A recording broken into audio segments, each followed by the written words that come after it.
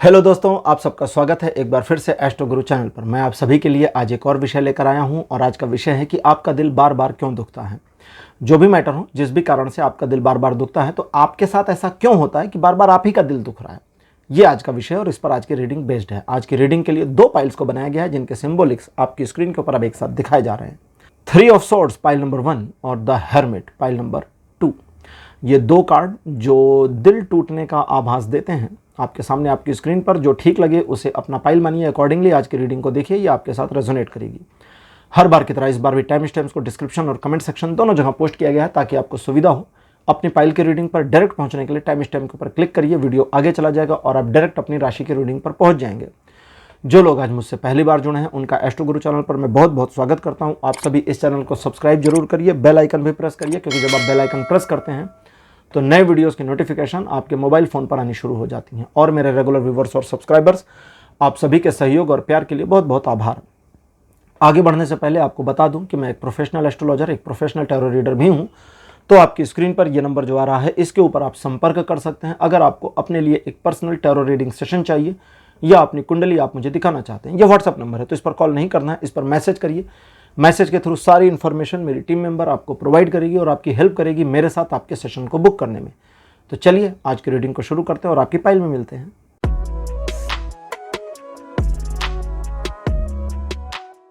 Hello pile number 1, आप सबका स्वागत है। आपकी रीडिंग में आपने 3 ऑफ सोर्ड्स को चूज किया था। मेरे बगल में 3 ऑफ सोर्ड्स की फोटो लगा दी गई है। चलिए आज की रीडिंग को शुरू करते हैं और देखते हैं कि आपके लिए टैरो क्या इन्फॉर्मेशन देते हैं कि आपका दिल बार बार क्यों दुखता है। पहला कार्ड आपके लिए अपीयर हुआ है S of cups. Second number पर आपके लिए है द टावर। कार्ड नंबर 3 है night of pentacles. Fourth number पर आपके लिए है 8 ऑफ सोर्ड्स और अंतिम कार्ड आपके लिए है 2 ऑफ सोर्ड्स। तो यहाँ पर 5 कार्ड्स आ गए हैं ट्रेडिशनल टैरो से। अच्छा जी, आपका दिल बार बार क्यों दुखता है? क्योंकि आप ऐसी सिचुएशन क्रिएट करने में हेल्प करते हैं कि आपका दिल दुखना चाहिए। थोड़ा सा बुरा लगा मुझे भी, आपको भी लगना चाहिए ये सुनकर कि भाई गलती आपकी है। मुझे नहीं लगा था कि ये इस तरह से आ जाएगा। मुझे लगा किसी और का आएगा कि यार ये लोग बड़े घटिया हैं जो बार बार आपका दिल दुखा रहे हैं। अब जब मैं ये बोल रहा हूँ तो रीडिंग करी, हाँ घटिया तो हैं लेकिन गलती तो इसकी है ना, इसने गड़बड़ कर रखी है सारी। चलो जी, थोड़ा पास्ट की बात करते हैं। ये कहते हैं कि थोड़ा फार पास्ट मतलब थोड़ा ज़्यादा पीछे हम चले जाएं। चीज़ें बहुत अच्छी और पॉजिटिव थी और कुछ ऐसा हुआ जिसकी वजह से सब खराब हो गया, सब तहस नहस हुआ। वहाँ तक आपकी गलती नहीं थी, लेकिन उस तहस नहस ने, उस जो भी नकारात्मक घटना घटी, उस नकारात्मकता ने आपके अंदर एक घबराहट, एक डर को उत्पन्न कर दिया। चीज़ें पॉजिटिव हुई, नॉर्मल हुई और बार बार नॉर्मल हुई, लेकिन आपके अपने डर से आपने ओवरकम नहीं किया और आपकी अपनी नर्वसनेस या अपना डर कंटिन्यू बना रहा। आपके डर की वजह से एक नकारात्मकता आपको सराउंड करती है, आपको घेरती है, और वो नकारात्मकता अनफॉर्चुनेटली कहता है कि नकारात्मकता को ही आकर्षित करती है। आज किसी क्लाइंट से मैं बात कर रहा था और उसे मैंने कहा, एक लाइन, मतलब बात करते करते, रीडिंग करते करते कुछ ऐसा हुआ जिसमें एक लाइन आई कि पॉजिटिव एनर्जी पॉजिटिविटी को अट्रैक्ट करती है, नेगेटिव एनर्जी नेगेटिविटी को अट्रैक्ट करती है, धन धन को खींचता है, गरीबी गरीबी को खींचती है, उदासी उदासी को खींचती है, डिप्रेशन डिप्रेशन को खींचता है, खुशी खुशी को खींचती है। शायद इसीलिए लखनऊ में बहुत सारे बोर्ड्स लगे होते हैं कि मुस्कुराइए, आप लखनऊ में हैं। कुछ साल पहले मैं गया था तो वहाँ एक बोर्ड पड़ा था, बहुत प्यारा था। उस पर लिखा था, मुस्कुराहट संक्रामक है, इसे फैलाइए। सचमुच संक्रामक है। आप अगर किसी को देखें या आपको कोई देखकर स्माइल करे तो आपके चेहरे पर भी मुस्कुराहट आती है। ठीक, कुछ ऐसे वीडियोज़ यूट्यूब पर हैं जो कुछ पुरानी फिल्मों के हैं जिसमें हंसने के सीन्स हैं, कभी कभी शॉर्ट्स में मिलते हैं, सब हंस रहे हैं, और अगर आप उसे देखें तो आपकी भी हंसी निकलने लगती है। आप कभी रोता हुआ कोई वीडियो देखें जिसमें उदासी है, दुख है, आपका दिल पसीज जाएगा। उदासी उदासी को खींच रही है, सुख सुख को खींच रहा है, कॉमेडी मूवी देखने जाते हैं तो वहाँ रोना थोड़ी ना आता है, अच्छा लगता है ना, हंसी आती। क्यों? क्योंकि वो कॉमेडी मूवी हंसी को जनरेट कर रही है, एक ह्यूमर क्रिएट कर रही है, तो आप भी हंस रहे हैं। जब हम एक सैड गाना सुनते हैं, एक दुख भरा गीत सुनते हैं, तो गीत ही दुख भरा है, इसलिए हमारे भीतर भी दुख आ जाता है। एक बार किसी ने लिखा था, पता नहीं कौन था, किसी ने लिखा था, शायद ट्विटर पे लिखा था या फेसबुक पर, कि जिंदगी में आज तक कोई गर्लफ्रेंड तो नहीं बनी, लेकिन जगजीत सिंह का गाना सुनो तो लगता है 3-4 छोड़ के चली गई। क्योंकि वो गाना छू जाता है ना दिल को। तो इसको समझे। अब यहां पर रीडिंग कहती है, सबसे पहली बात तो दोषी तो आप हो गए, ठीक, कटघरे में आपको खड़ा कर दिया रीडिंग ने। आगे रीडिंग कहती है कि इस कटघरे में आने का निर्णय भी इसका था, इमोशन में खुद को डाइव करना, इस इमोशन में डूबने का निर्णय भी इसका था, स्वयं को फंसाने का निर्णय भी इसका था, और स्वयं के दिल को बार बार टूटने देने के लिए सिचुएशन को निमंत्रण देने का निर्णय भी इसका था। सारी आपकी गलती दे दी आज इसने, मुझे लगा नहीं था। आज की ओरेकल डेक हमारी है भगवद गीता दिव्य ज्ञान युक्त पत्रक। देखते हैं दिव्य ज्ञान युक्त पत्रक क्या बताते हैं।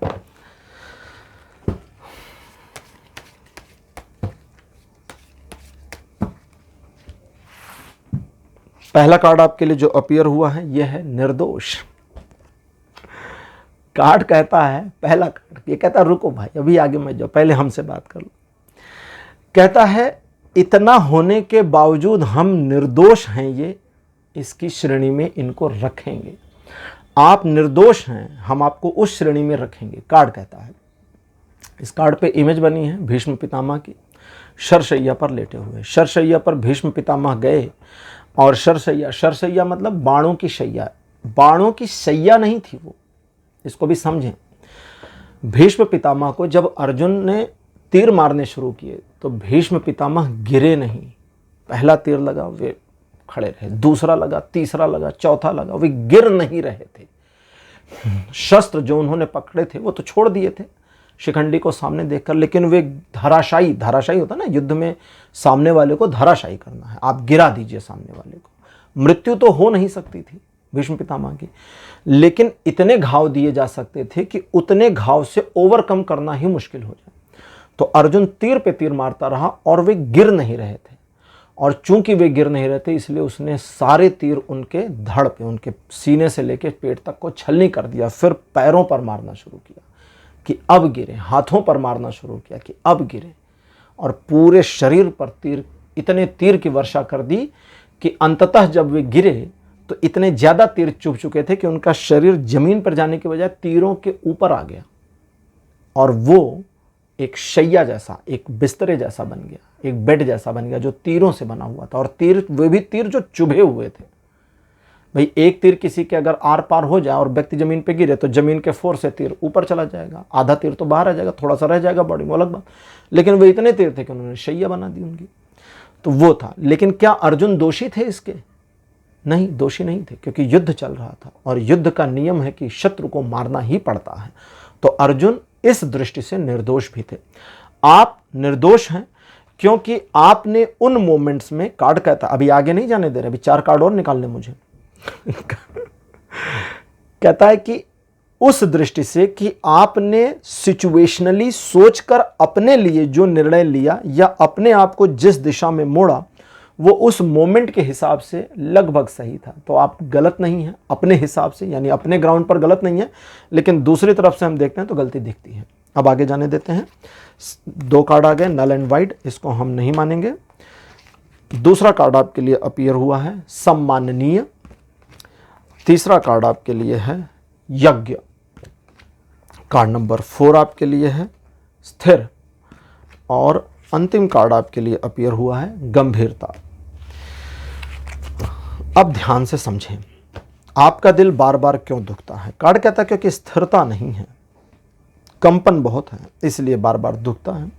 दूसरे को फील हो जाएगा, दूसरे व्यक्ति क्या सोचेंगे, दूसरे क्या कहेंगे, हम स्वयं को कैसे ना आगे बढ़ाएं इस मामले पर, ये सारी चीज़ें कहीं ना कहीं आपको परेशान कर देती हैं।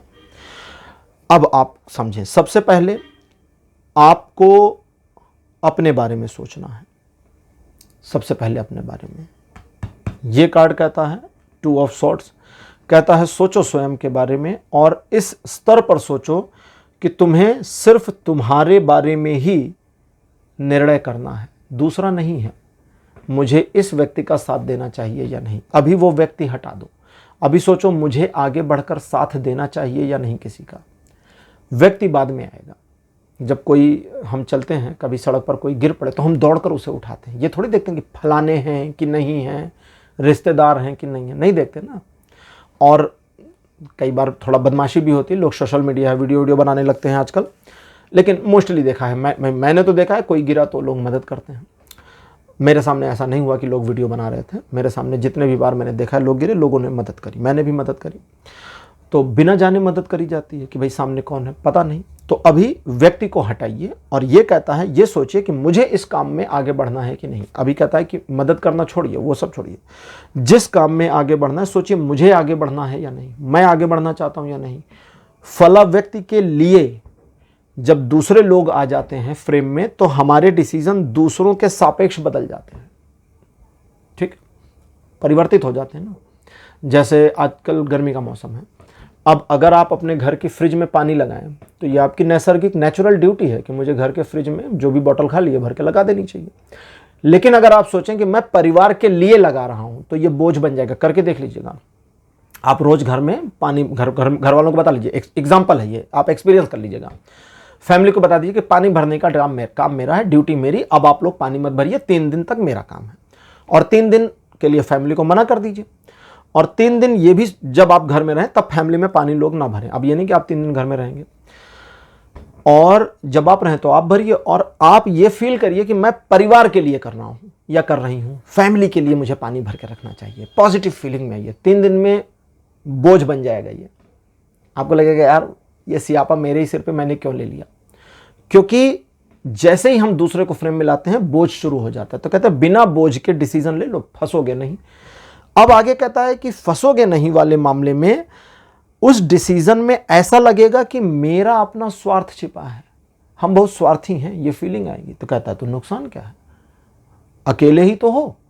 अकेले अगर स्वार्थी हैं तो नुकसान क्या है। आप बैठे हैं, आपके सामने एक प्लेट आ गई, एक प्लेट में 2 रसगुल्ले रखे हैं, कोई और नहीं है, दोनों आपने खा लिए। बताइए इसमें कौन सा परमार्थ कर सकते थे, कोई था ही नहीं ना दूसरा देने के लिए, भैया एक तुम भी ले लो, कि बहना एक तुम ले लो, कोई नहीं है भाई, हम अकेले 2 रसगुल्ले हमारे सामने, दोनों हम खा लेंगे। तो इसमें तो अगर आपको लगता है कि मैं स्वार्थी हूं तो फिर आपकी गलती है, ठीक। अब कोई बैठा है या बैठी है और मैंने एक उसको नहीं पूछा और दोनों खा लिया तो मैं ज्यादा स्वार्थी हो गया, तब गड़बड़ हो गया ना, पूछना बनता था। अब आगे, अब इसी पर रीडिंग यहां सजेस्ट कर रही है, मुझे नहीं लगा था ये सजेस्ट करेंगे तो मैं अपने मन से बता रहा था। अब ये आगे कहते चलो इसी एग्जाम्पल को कंटिन्यू करते हैं कि कहते चलो इसी एग्जाम्पल को कंटिन्यू करते हैं कि कोई सामने बैठा था और तुमने उसको पूछा खाने को और उसने मना कर दिया, अब तुमने दोनों खा लिया। अब इसमें कहां गड़बड़ है, नहीं गड़बड़ ना, उसने मना कर दिया भाई कि नहीं मुझे नहीं खाना, नहीं खाना तो ठीक, दोनों हमने खा लिया। ये कहते हैं कि अपने बारे में सोचो, जितना नैरो सोचोगे उतना फंसोगे नहीं। आगे कहते हैं स्वयं को निर्दोष जानो, ठीक है जो गलती हो गई हो गई। अब ये रिलेट कर रहे हैं, दोनों कार्ड्स इंटरप्रेट कर रहे हैं, ठीक है। अब ये रिलेट करते कहते ठीक है यार पास्ट में जो गलती हुई हो गई, अब स्वयं को निर्दोष जानो। अब निर्दोष जानो का मतलब है गिल्ट मत लो, पछतावा मत करो, स्वयं को निर्दोष जानो। लेकिन अब स्वयं की पर्सनालिटी को लेकर के, स्वयं के सेल्फ रिस्पेक्ट को लेकर के फीलिंग में आ जाओ कि नहीं यार अब मुझे डोमिनेशन में नहीं जाना कि लोग बार बार मेरा दिल दुखा दें, नहीं, अब मुझे खुद को मैनेज करके रखना है, पकड़ के रखना है। और जब आप अपने लिए सेल्फ अवेयर होंगे तो आपके अंदर परिवर्तन होना शुरू हो जाएगा। दोनों कार्ड्स कहते हैं कि अब तुम्हारे भीतर परिवर्तन होगा, वो परिवर्तन जो तुम्हारी पर्सनालिटी को इस लेवल पर इनहेंस करेगा कि तुम्हारा दिल दुखाने के लिए लोग नहीं मिलेंगे। लोग मिलेंगे नहीं आपका दिल दुखाने के लिए, आपका दिल विल नहीं दुखेगा, खत्म मामला। आगे कहता है कि अब यहां तक पर्सनालिटी अगर आपने अपनी डेवलप कर ली तो आगे कहता है कि अब ऐसे लोग मिलेंगे या ऐसे लोगों के साथ या उन्हीं लोगों के साथ में जो आपके फैमिली फ्रेंड्स रिलेटिव्स हैं, उन्हीं के साथ आपकी कनेक्टिविटी एक नए फॉर्मेट में आएगी जहां वे आपका दिल दुखाने को लेकर के कैजुअल नहीं होंगे, उन्हें डर लगेगा, उन्हें घबराहट आएगी कि भाई सामने वाले को सचमुच में बुरा ना लग जाए। और ये सिचुएशन जब शुरू हो जाए और लोग ऐसा करने लगें तो हम इंसानों की बड़ी प्रॉब्लम है ना कि हम जल्दी विनम्र हो जाते हैं, मेल्ट हो जाते हैं। तो आगे का कार्ड कहता है अब मेल्ट नहीं होना, होने दो इसको। सपोज करिए एग्जाम्पल, यहां पर ये कार्ड मुझे जो एग्जाम्पल बता रहा है ये मैं नहीं देने वाला था। ये कहते हैं कल्पना करो कि आप बैठे हो, ये बताते हैं, हाँ ये कह रहे हैं कि कल्पना करो कि आप बैठे हो और कोई आ गया, उसने आपको एक माला पहनाई, फूल चढ़ाया, दिया जलाया और एक अगरबत्ती आपके सामने सुलगा दी और आपकी आरती शुरू कर दी। आप कैसा फील करेंगे? आप एम्बैरेस हो जाएंगे कि भाई क्या हो रहा है, भैया क्या कर रहे हो, हेलो रुको, यही करेंगे ना, मैं भी यही करूंगा नॉर्मली। लेकिन अगर ईश्वर साक्षात आ जाएं, उतारा में श्री हरि विष्णु, आप उन्हें माला पहनाएं, उनके आगे पुष्प चढ़ा दें, नारियल चढ़ा दें, दिया जला दें, अगरबत्ती जला दें और उनकी आरती करें, तो जितनी खुशी आपको होगी उतनी उनको भी तो होगी कि नहीं होगी? होगी। वे अपनी पूजा क्यों करने देते आपको? क्योंकि उन्हें पता है कि मैं पूजनीय हूं, उन्हें पता है कि मैं ही सर्वशक्तिमान ईश्वर हूं। तो कहते हैं यही गंभीरता है कि अपनी पर्सनालिटी को समझो और आपकी पर्सनालिटी को समझने के बाद अब लोगों का जो पॉजिटिव बिहेवियर या मैनेज्ड बिहेवियर आपके लिए आता है उसे आने दो, उन्हें बताओ मत, उन्हें मना मत करो। रीडिंग कंप्लीट, पाइल नंबर 1 आपके लिए हो गई है। आज की रीडिंग आपको कैसी लगी? अपने एक्सपीरियंस, अपने अनुभव कमेंट सेक्शन में जरूर लिखिएगा। इस वीडियो को लाइक करिए, शेयर करिए और चैनल को सब्सक्राइब करना मत भूलिएगा। अगले वीडियो में आपसे फिर मिलूंगा। Bye bye.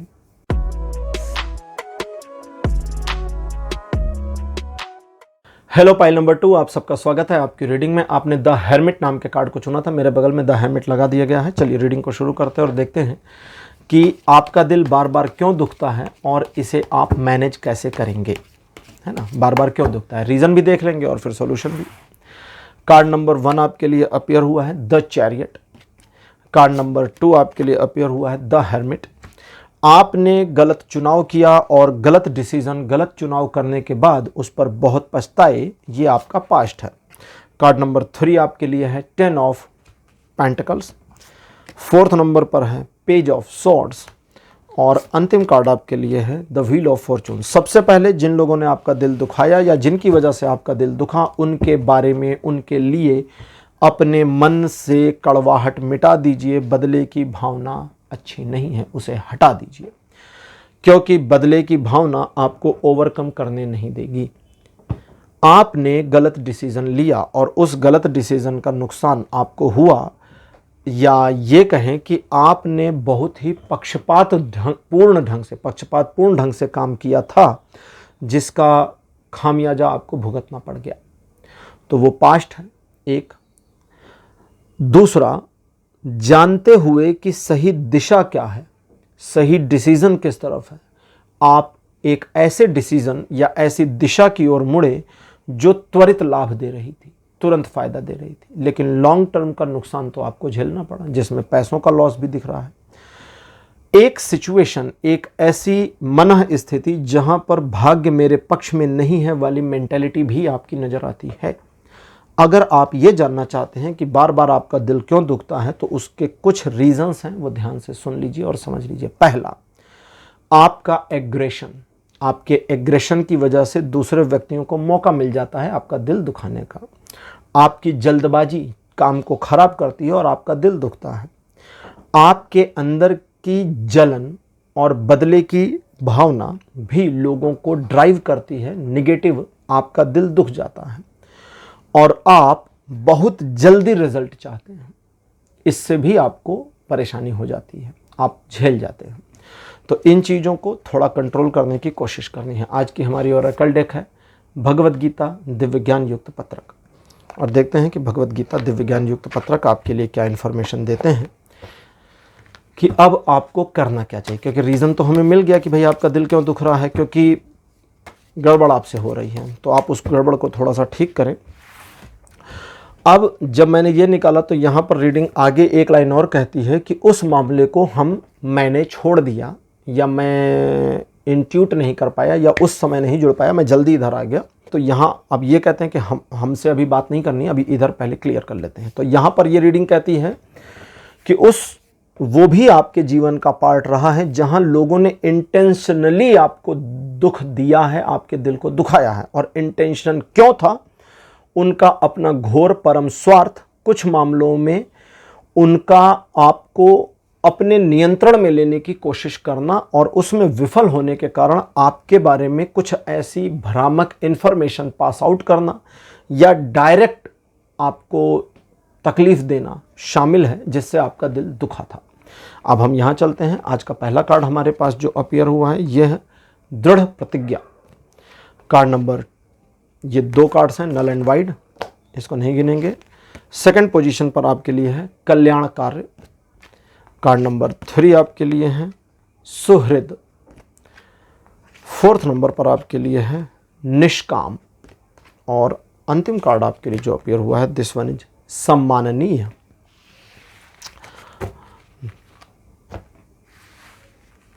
आज की ओरेकल डेक हमारी जो इंफॉर्मेशन दे रही है, अकॉर्डिंग टू दैट स्वयं पर आपको थोड़ा काम करना होगा और थोड़ा ऐसा करना होगा, दिखावा करना होगा जिसका प्रभाव दूसरों पर पड़ जाए। इसके लिए अपनी पर्सनालिटी में आपको स्टेबल होना होगा। एक कमजोर व्यक्तित्व वाले व्यक्ति का दिल दुखाया जा सकता है, लेकिन एक मजबूत व्यक्तित्व वाले मजबूत पर्सनालिटी वाले व्यक्ति का दिल दुखाना आसान नहीं है। ठीक है, एक मजबूत व्यक्तित्व बनना जरूरी है, क्योंकि पर्सनालिटी जब तक पावरफुल नहीं होती, लोगों को आपको डील करने में आसानी फील होती है। तो इसलिए अपनी पर्सनालिटी में पावर लाने की जरूरत है। पावर कैसे लाएंगे? सबसे पहले अब ये कहता है कि कार्ड कह रहा है कि भाई आज की इस रीडिंग को जो लोग सुन रहे हैं, इनमें से लगभग सभी ये जानते हैं कि मुझे मेरी पर्सनालिटी में फला चेंजेस करने चाहिए। मोटा मोटा 3 परिवर्तन तो ऐसे करने चाहिए जो हमारी पर्सनालिटी को इन्हेंस कर देंगे। हर व्यक्ति का अलग है, इसलिए यहां पर ये स्पेसिफिक नहीं कर रहे। ठीक है, अब कहते हैं कि चलो 3 मान के चलते हैं। तो वो 3 मेजर हैं जिस पर इनको काम करना चाहिए, लेकिन उन 3 पर काम शुरू करके ये फिसल रहे, बार बार फिसल रहे। जैसे अब एक उदाहरण हम लेते हैं, बिना अपने मन से ले रहा हूं, कोई रीडिंग नहीं है।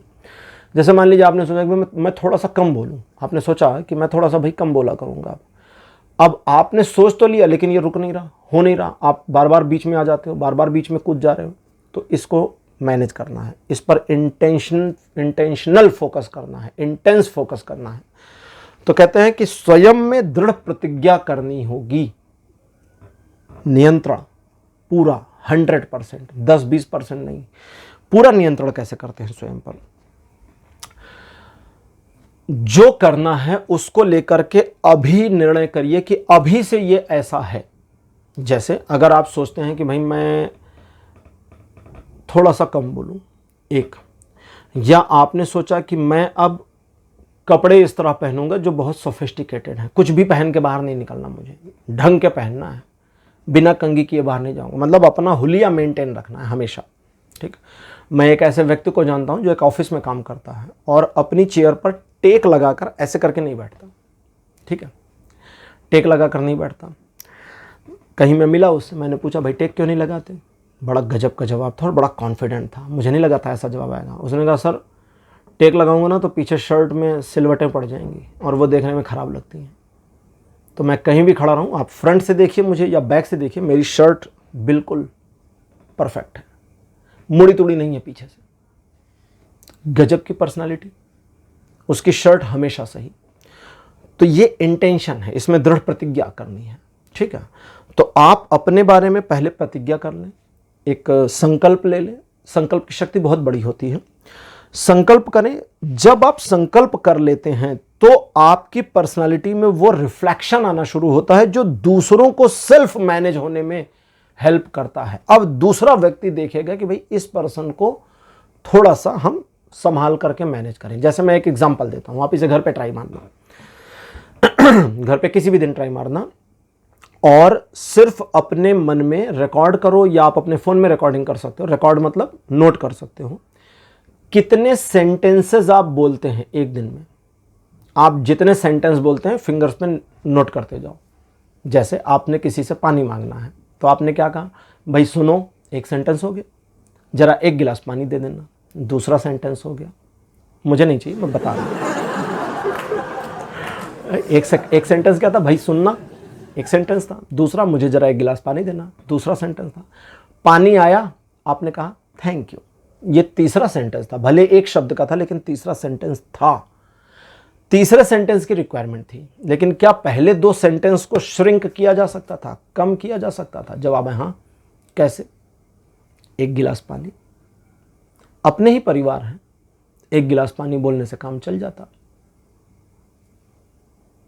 पानी, ये बोलने से भी काम चल जाता ना। आप खाना खा रहे हैं, मम्मी है, आपकी वाइफ है, आपके परिवार में कोई है, आपको एक रोटी और चाहिए, आप सिर्फ एक शब्द बोलिए ना, रोटी, रोटी ही आएगी, है ना, रोटी ही आएगी ना, पानी थोड़ी आएगा। कम बोलिए।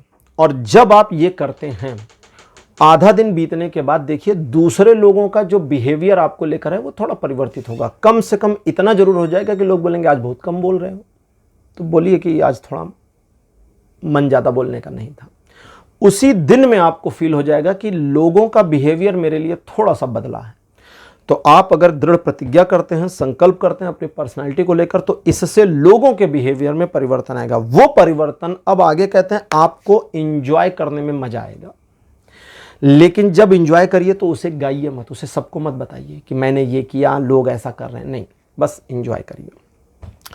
और एंजॉय भी कैसे करना है? एंजॉय के लिए कहते हैं निष्काम एंजॉय करिए। निष्काम का मतलब होता है जिसमें आपकी आसक्ति नहीं है, जिसमें अब आप फल की इच्छा नहीं कर रहे या कर्म से हट रहे हैं कि मैंने किया, मैंने डोमिनेट कर दिया सबको, मैंने दबा दिया, अब लोगों का बिहेवियर मेरे लिए बदल गया। नहीं, शांत, वो स्वतः बदला है। आपने एक परिवर्तन किया, उधर परिणाम आ गया। आप जैसे अगर मैं आपसे पूछूं, आपने कभी घर में बिजली का बल्ब जलाया है? चाहे वो पुराना वाला बल्ब हो, चाहे CFL हो, चाहे आजकल की LED हो, बल्ब तो बल्ब है। क्या आपने कभी बल्ब जलाया है? आप कहेंगे हाँ मैं तो बहुत बार जलाया। मैं कहूँगा कभी नहीं, आपने ज़िंदगी में एक बल्ब नहीं जलाया। बल्ब होल्डर से निकालें और आपके हाथ में दे दें और कहें भाई साहब जला के दिखा दो, फिर तो गए, फिर कहेंगे ऐसे नहीं जलता, ये तो होल्डर में लगे। आपने स्विच दबाया, आपने सिचुएशन क्रिएट करी कि बल्ब जल जाए, यही तो किया है, जलाया थोड़ी है। गृहिणियां खाना बना रही हैं, ठीक, शेफ खाना बना रहे हैं, पुरुष भी बना रहे हैं, सब कुछ बना रहे हैं। क्या सचमुच आपने बनाया? नहीं, आपने नहीं बनाया। निष्काम कैसे होते हैं? मैं निष्काम होना सिखा रहा हूं कि निष्काम कैसे होंगे किसी कार्य से। क्या सचमुच आपने किया? नहीं, आपने बस एक सिचुएशन क्रिएट करी कि खाना बन जाए। आप चाय पका रहे हैं, आपने चाय की सामग्री डाल दी, गैस को सही आंच दे दिया और अब आप फ्राई पैन को मैनेज कर रहे हैं। तो आप एक सिचुएशन क्रिएट कर रहे हैं कि चाय बन जाएगी। चाय तो स्वयं बन रही है, आपको बनाना है तो हम तो भाई फिर एक पतीले में दूध, पानी, चीनी, चाय पत्ती निकाल के देते, बोले बना के दिखाइए। आप कैसे बना सकते हैं? नहीं बना सकते ना। तो कहते हैं जब सिचुएशन क्रिएट हुई तो लोगों के व्यक्तित्व में परिवर्तन आया और वो परिवर्तन स्वाभाविक परिवर्तन था। तो हम कहेंगे, अब कार्ड कहता है, तो हम कहेंगे कि वो ईश्वर जनित है, ईश्वर के डिफॉल्ट फंक्शन से हो रहा है ना। जैसे पानी है, आपके ऊपर एक गिलास पानी फेंक दें तो आप गीले हो जाएंगे। पानी ने गीला किया? नहीं, पानी का स्वभाव है गीला करना। पानी आपको गीला थोड़ी करना चाहती, पानी तो अपनी जगह पर है, चाहे वो आपके वाटर बोतल में है, चाहे नदी में है, वो तो अपनी जगह, वो तो आपको गीला करने नहीं आ रही ना, क्या चलो इनको गीला करते हैं, नहीं, वो उसका स्वभाव है। अगर आपके ऊपर गिरी तो आप गीले हो जाएंगे। इसमें ना पानी को कोई अहंकार है, ना आपको कोई संताप होना चाहिए। तो ये कहते हैं निष्काम भाव में आओ। और जब निष्काम भाव में आ जाओगे तो कहते हैं अब तुम एक ऐसी सिचुएशन में आ गए जहां लोग तुम्हारे साथ पॉजिटिव बिहेव करेंगे, जहां लोग तुमसे भय खाएंगे तुम्हारा दिल दुखाने में, और तब तुम एक ऐसा सम्मानजनक व्यक्तित्व महसूस करोगे जो चाहिए एक्चुअली में। और ये कहते हैं कि जब वो मिल जाए तो शांत रहो, उसका आनंद लो और जीवन में आगे बढ़ो। पाइल नंबर 2 रीडिंग कंप्लीट हो गई है। आज की रीडिंग आपको कैसी लगी? अपने एक्सपीरियंस, अपने अनुभव कमेंट सेक्शन में जरूर लिखिएगा। इस वीडियो को लाइक करिए, शेयर करिए और चैनल को सब्सक्राइब करना मत भूलिएगा। अगले वीडियो में आपसे फिर मिलूंगा। Bye bye.